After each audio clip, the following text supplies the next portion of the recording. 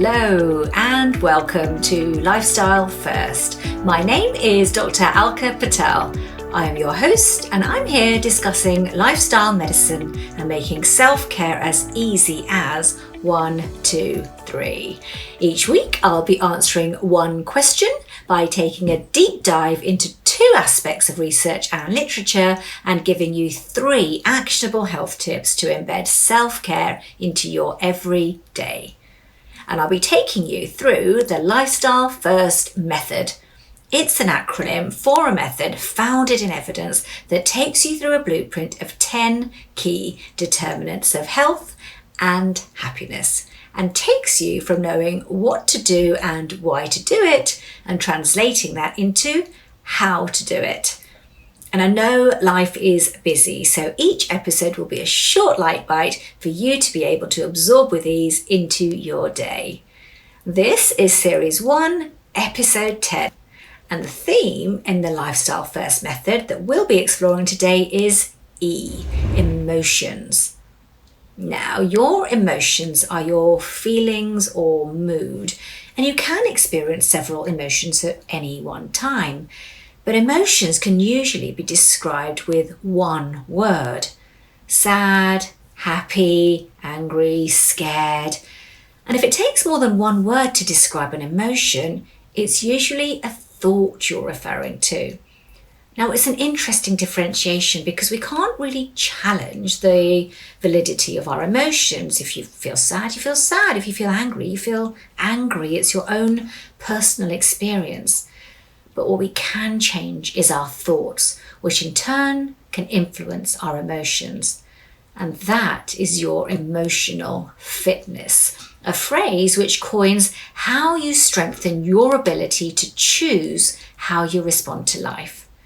And so the one question I want to ask today is, how can you strengthen your emotional fitness? Now, I've been studying ACT recently. ACT stands for Acceptance and Commitment Therapy, and it teaches us how to reduce the impact and influence of painful thoughts and feelings, acceptance, and simultaneously at the same time taking action so that life is rich and full of meaning. So commitment. Now, we spend a long time and a lot of energy trying to avoid or get rid of our unpleasant feelings. Now imagine you've got a bunch of friends. They make all sorts of comments. You don't feel good when you're with them. In fact, you feel unwanted or humiliated. Well, pretty soon you're going to start withdrawing from socializing, avoiding these unpleasant situations so that you don't have to face unpleasant emotions. But this is not a useful long-term strategy. So let's have a look at some of the literature. In her book, ACT Made Simple, Russ Harris looks at how emotional flexibility can enhance your emotional fitness. And she summarizes this in one sentence: be present, open up, and do what matters. That's it. And you really can tune into this. Be present, open up, and do what matters to really get emotionally fit. In essence, you need to connect to the present moment and engage in your current experiences. And when there's something triggering your emotions, that sarcastic comment, that sharp email, then just diffuse from your thoughts and step back. Just watch your thoughts and feelings instead of getting tangled in them. Hold them lightly instead of clutching at them tightly. Accept your emotions instead of trying to fight them or hold them or avoid them or run away from them. So just let them come freely and go freely. Be an observer, notice them. Acceptance is reducing that struggle to get rid of difficult emotions. And know your values. And we talked about this in episode 1.03, and I talk about it a lot. What do you stand for in life? What do you want to do in your time on the planet? And take committed action guided by your values. In his book, also called ACT by Stephen Hayes, he provides a really useful metaphor of the monster and the rope that can really help us let go of those difficult emotions. So, imagine you're standing next to a pit And opposite you is a monster, so all your fears, anger, sadness, pain. And you're both holding on to opposite ends of a rope, both tugging hard to avoid being dragged into that pit. And as the monster of emotions pulls, you pull even harder. You're trying to be the one in control, but it's exhausting. The harder you pull, the stronger your monster of difficult emotions becomes.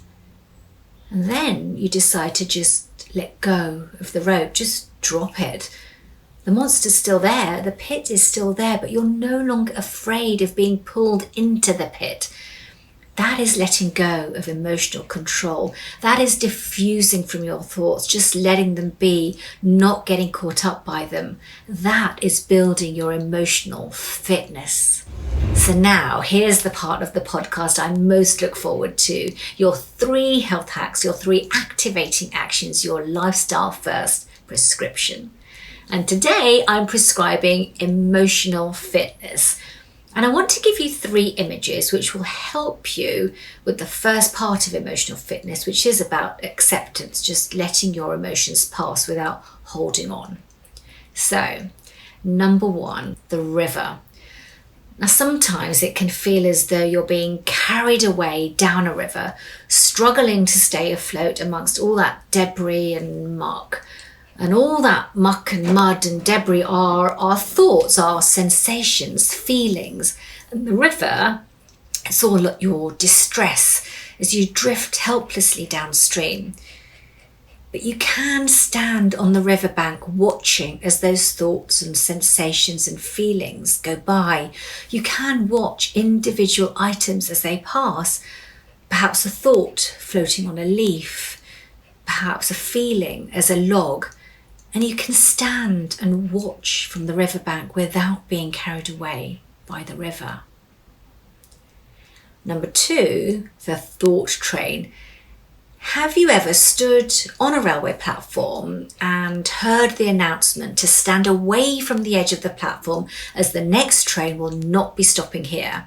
It's the express train passing through at speed. And you hear it and you feel it approaching, and it thunders past with a roar and a strong gust of wind.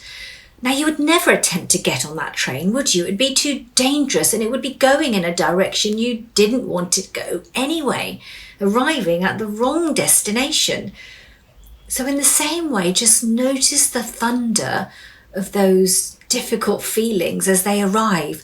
But instead of jumping on that thought train, just stay on the platform. Let the gust of emotion pass and wait for the right train that will take you where you want to go. And number 3, the beach ball. Trying to stop thoughts is impossible. So imagine you're in a pool with this huge inflatable beach ball. You're trying to keep it under the water, but it's impossible to keep it down. Every time it goes down, it pops just back up again. So instead of trying to drown the ball, you can instead just let it float around you. Just let it be. Rather than stop your thoughts, just stop fighting them and let them be without reacting to them. So that concludes today's episode, making self-care as easy as 1, 2, 3, with the backing of information and evidence from the field of lifestyle medicine. I really hope this has inspired you to take action.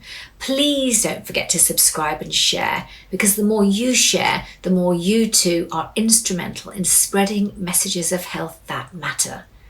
And of course, please do leave me comments, ratings, and a review so that I can continue to provide you with credible, motivating, thought-stimulating, and practical information that lets you shape your health and be the author of your own health story.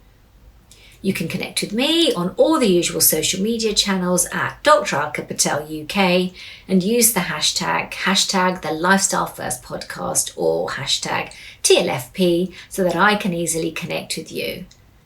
And if you want to know more and access show notes and free resources, then just head on over to my website, www